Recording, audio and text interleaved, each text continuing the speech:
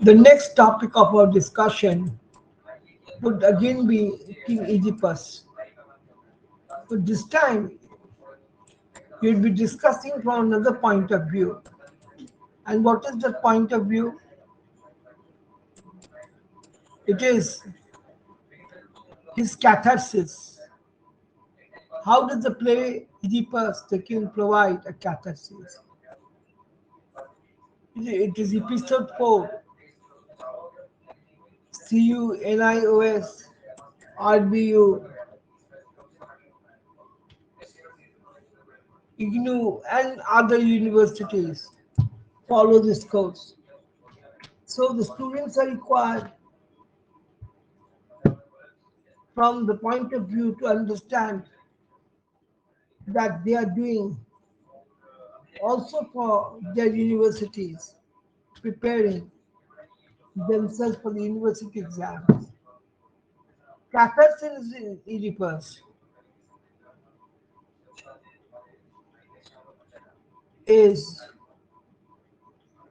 very, very important for us to understand. Why? Because a catharsis is a Grecian word for a purification of emotion. Aristotle is one of who stated the good calamity would incorporate every tale.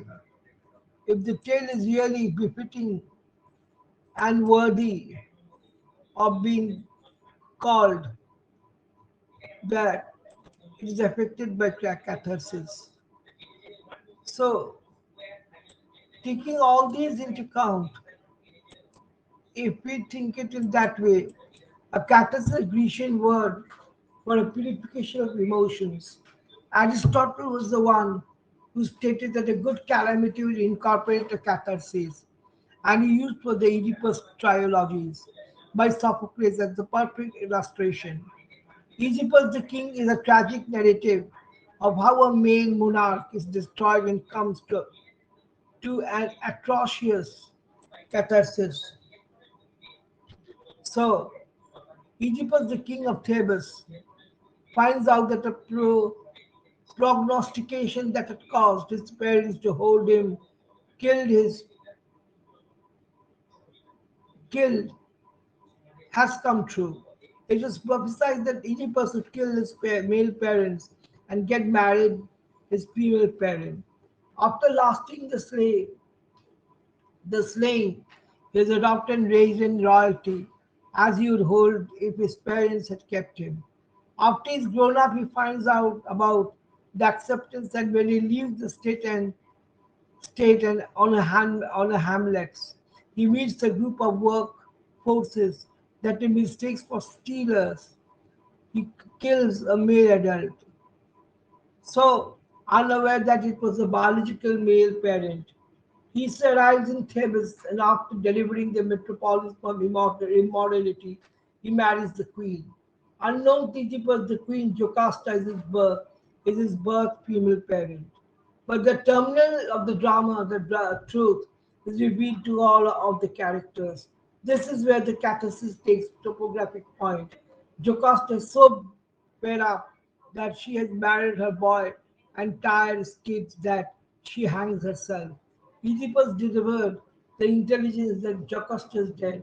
On seeing her organic structure, he grabs he grabs her pins and poke out his eyes. The physical hurting he must endure would hold being about intolerable. But so the hurting of cognizing one married and impregnated one's female parents and murdered one's own male parents would hold to be an intolerable hurting. Oedipus so cries that he is non-worthy to be male monarch of Thebes, and he pleads with his mother-in-law, Creon, to take his throne. Creon is covetous of the throne and is therefore more willing to accept the offer. The lone thing that Oedipus petition is that he takes attentive of a single girls.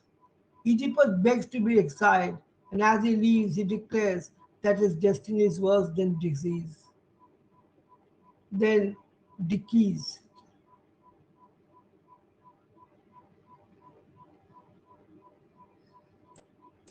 So it should be disease.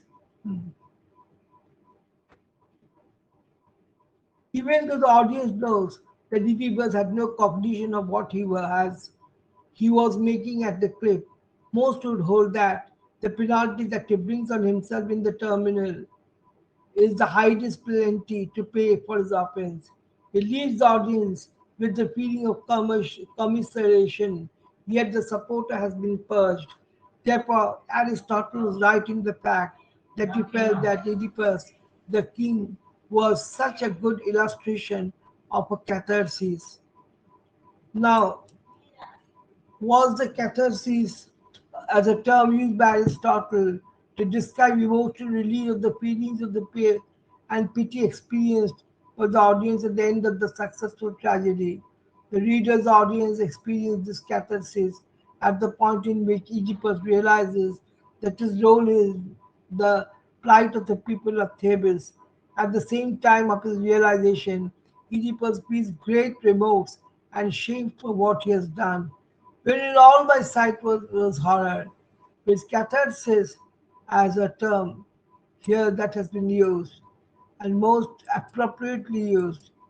It is to be remembered that to describe emotional release of the feelings of pity and fear experienced by the audience at the end of the successful tragedy, the readers, they are also taken aback by what has happened. Unexpected it was all. And the reader's audience experienced this clear catharsis at the point in which Oedipus realizes his role in the plight of the people of Thebes. At the time of this realization, Oedipus feels great remorse and shame for what he has done. When all my sight was horror everywhere. It is at this point, same time that the reader's audience experiences the feelings of sympathy and and pity. And of course, we have to keep it in mind. The shepherd, for instance, reminiscences when he carried the baby Oedipus and a man took the boy to his country only to save him for such a wretched fate.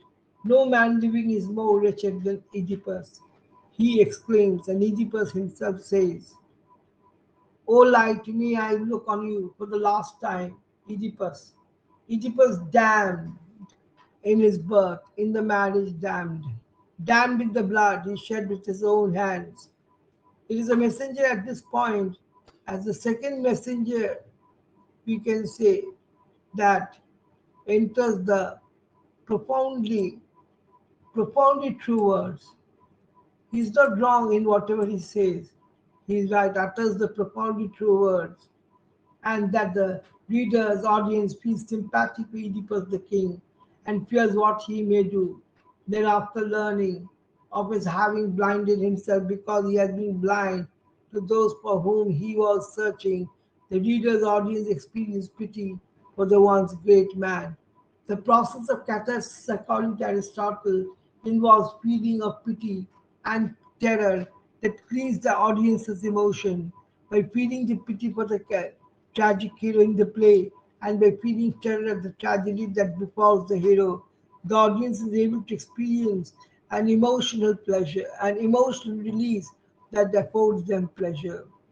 So, if it is taken from the point of view of the story, there are many more things to go. The audience comes to feel pity for Oedipus, even though he at first refuses to believe Tiresias' revelation. It is really that cannot be believed by anyone. Whatever Tiresias has said, that he, Oedipus, murdered the king. Over time, Oedipus comes to understand that he is cursed and that he intended indeed unwittingly murdered his father and married his mother. After his mother hears this news, she kills herself and Oedipus blinds himself.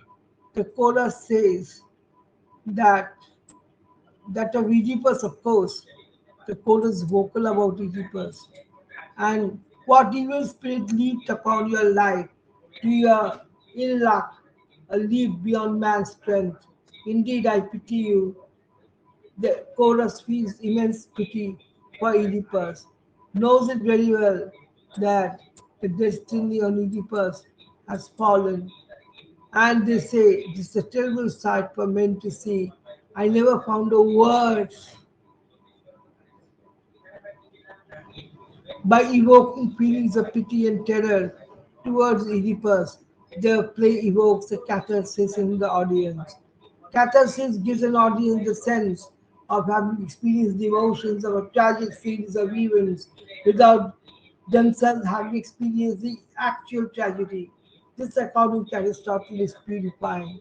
In the Freudian reading, Oedipus offers a particularly satisfying catharsis as it plays out the unconscious drama that every young boy experiences. Oedipus kills his father and marries his mother. According to Freud, all young boys secretly, unconsciously want to kill their fathers so they can have their mothers to themselves. A boy also wants to kill his father because he believes his father castrated his mother and might castrate him. A boy wants to then replace his father by marrying his mother.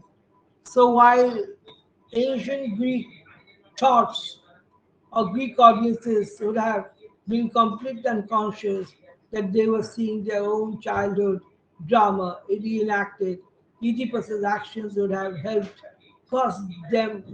first help them relieve their own unconscious pleasure of seeing another person doing what they once most deeply desire. And secondly, his punishment then would have helped them relieve their unconscious guilt over the unacceptable impulses.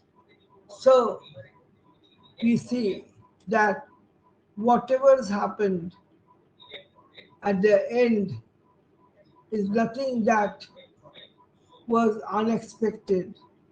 It was very much expected to happen. Such a situation was to happen, was to take place. And it was all because there's a mistake on the part of Oedipus. Oedipus had done a mistake. There's no denial of the fact. And he has to bear the consequences of the mistake. And that is how we find him